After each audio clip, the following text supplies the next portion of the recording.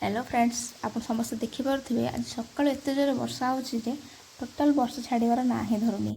से खरा हो कि वर्षा हो मोर सब गोटाए चिंता कौन रोसई करी।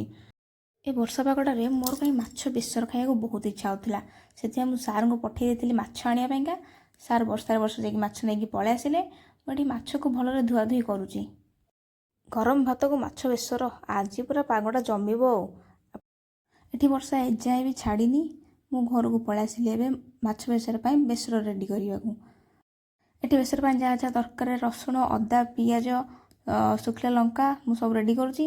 मु कर्म करी पुणी कांड न हम से कौन संभव कि ये गाड़ी शुणी सारापर मु पलि आसती माछ भजा देखापी। माछ ये प्राय भाजी आसला। ये माछ गोटे पट भल भाजी हो सेकेंड पट मुझे लेटे दूसरी। ये कर्मकांड भितर बेसर भी मोर ग्राइंडिंग होगी ऑफिस पलि आसला। सका आम घर भोल्टेज ना मुझे कड़े बसई गैस तापर ये तेल देदेली।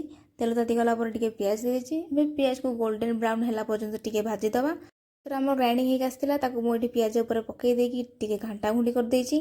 मुझे टेस्ट हिसाब से लुण पकईदी। तापर मुझे घोड़े घोड़े मसलार तेल छाड़ा जाए टे पानी देकी घाटा घुंटी करदे।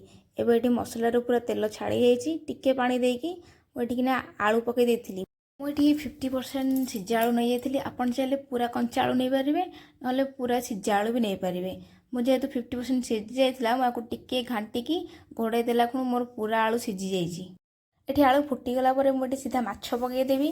मैं टोटाल टमाटर यूज करनी कहीं मोर लास्ट को आंबुल पकईबार अच्छी। मुझे माछ पकई सारी माछ को मसला सहित गोलईदेवी।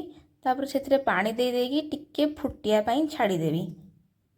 ये भल भाव में फुटी सारी से गोटे आंबुल पकई। आंबुल सैज रू जना पड़े माछटा के टेस्टी लगे। मुझे मिसई देकी ऊपर धनिया पत्र पकईदेली। धनिया पत्र पकई सारापर निज कंट्रोल कर पारनी से जल्दी जल्दी भात बाड़ीदेली। भात बाड़ी खाइया को बसी पड़ी। एवं मु खाइबार रिव्यू दूसरी देखूँ।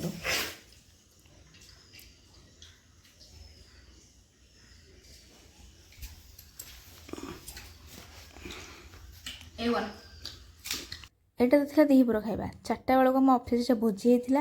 आम समस्ते मिसिकी भोजी खाइलु। पेट भोजी खाई घर को पलि आसली। आज भिडियो को मुझे रखुची। देखा नेक्स्ट भिडियो रे।